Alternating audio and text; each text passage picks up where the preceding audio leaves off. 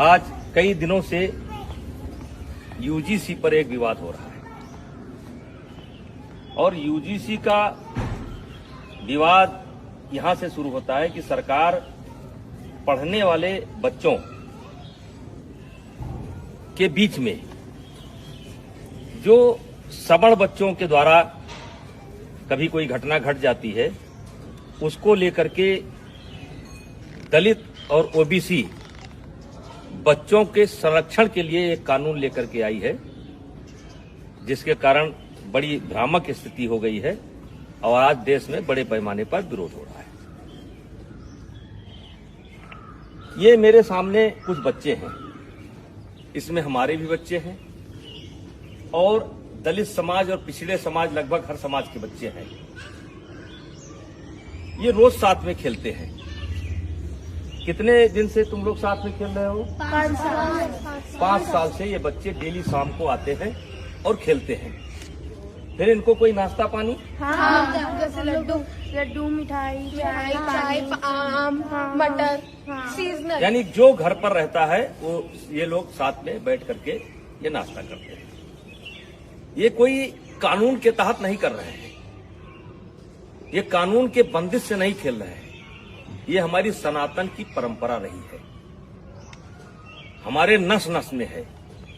पंडित दीनदयाल जी ने कहा था कि जो नीचे हैं उनको ऊपर लाना है और यही हमारी सनातन परंपरा है, यही हमारी सवर्ण परंपरा है कि जो नीचे हैं उनके साथ भेदभाव न करना, ऊपर लेकर के आना।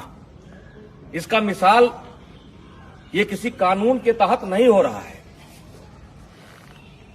और आज मैं सरकार से कहना चाह रहा हूं कि समाज कैसे चलता है, ये ऑफिस में बैठ करके समाज को नहीं चलाया जा सकता है। समाज को चलाना है तो गांव आइए और गांव में देखिए कि बिना भेदभाव के, बिना किसी जातीय रंग के एक साथ बच्चे खेलते हैं।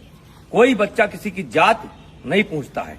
क्या आप चाहते हैं कि भविष्य में इस घर के अंदर एंट्री दी जाए तो ओबीसी को न दी जाए?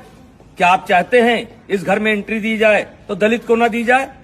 क्या आप चाहते हैं ऐसा आप माहौल खड़ा कर रहे हैं? तो आपसे हाथ जोड़ करके विनती है, इस मामले को वापस लीजिए। और मैं अपील करना चाहता हूं, सवर्ण समाज से अपील करना चाहता हूं कि इसमें संपर्क करिए ओबीसी के लोगों से। ओबीसी समाज के जो समझदार लोग हैं उनसे संपर्क करने की जरूरत है।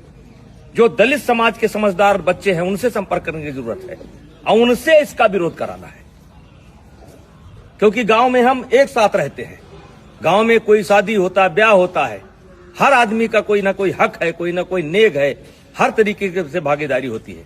अभी मैंने सनातन कथा कराया, 1 जनवरी से लेकर के 8 जनवरी तक मैंने सनातन कथा कराया और जिसमें सदगुरु रितेश्वर महाराज जी ने कथा कहा। मैंने 52 जाति समाज के जो धर्म गुरु थे उनसे उद्घाटन कराया, उनसे एक एक वृक्ष लिया और मैं सनातन वाटिका बनाने जा रहा हूं।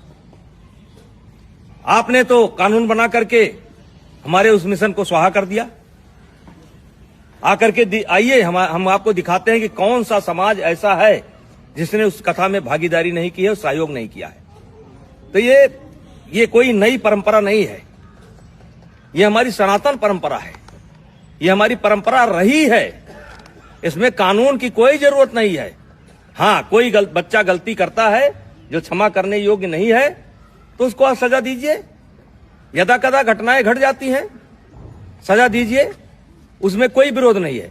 लेकिन ये जो कानून है ये समाज में टकराव पैदा करेगा और इसीलिए आज कई दिन से मेरे ऊपर दबाव पड़ रहा था, बोलो बोलो बोलो। हमने कहा हम गांव में जाकर के बोलेंगे। ये बच्चों को मैंने जानबूझ करके इकट्ठा नहीं किया है, इसमें हर जात समाज के बच्चे हैं और एक रोज की बात नहीं, रोज खेलते हैं। और ऐसा केवल यही नहीं है, हर गांव में है। हर गांव में कोई क्रिकेट खेल रहा है, कोई कबड्डी खेल रहा है, कोई खो खो खेल रहा है, एक साथ पढ़ते हैं। वैसे भी इसके पहले आपने कानून बनाए, दलितों के ऊपर अत्याचार ना हो इसके लिए कानून बनाए। क्या दलितों के ऊपर अत्याचार रुक गया? महिलाओं के साथ अत्याचार ना हो उसके लिए कानून बनाए आप, क्या वो रुक गया? दहेज के नाम पर कानून बनाए आप, क्या वो रुक गया? रुका नहीं, दुरुपयोग ज्यादा होता है। जहां ऐसे कानूनों की समीक्षा की बात होनी चाहिए, अब पता नहीं किस मंशा से अधिकारी बैठ करके ऑफिसों में निर्णय ले लेते हैं। अब वो चाहते हैं कि ये बच्चे अगर दोस्ती करें तो जात देख करके करें, वर्ग देख करके करें। तो मैं इस कानून के पूर्णतः विरोध में हूं। अगर जरूरत पड़ेगी तो आंदोलन होगा, लेकिन आंदोलन में केवल क्षत्रिय नहीं होंगे, सनातन धर्म के मानने वाले सब होंगे, दलित भी होंगे, पिछड़े भी होंगे। ऐसे कानून की जरूरत नहीं है जो कानून हमको बांटता हो।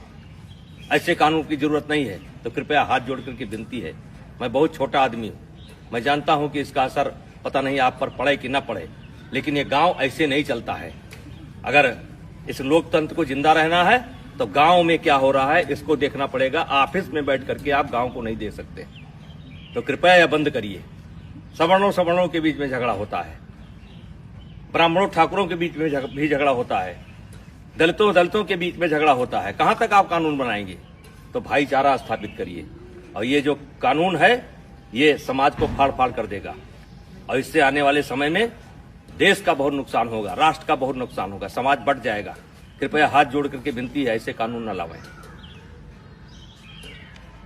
कहने को तो बहुत कुछ इच्छा है, बोला जा सकता है, लेकिन बोलने की कोई आवश्यकता नहीं है। इस कानून से ये बच्चे बढ़ जाएंगे, ये जात देख करके दोस्ती करेंगे। कितने साल से आते हो तुम लोग? 5 साल से आते हो। और कुछ नाश्ता पानी मिलता है? हैं? खेलते हो? तो मैं जो लोग भी लेकर के आए हैं उनसे कहना चाहता हूं कि ये कानून आपका समाज में भेदभाव पैदा करेगा और ये बच्चे बढ़ जाएंगे, और ये देश के लिए अच्छा नहीं होगा। और मैं इस कानून में, वैसे मैं एबीपी का बयान देख रहा था, संतुलन की बात की गई है। इस कानून में संतुलन नहीं है।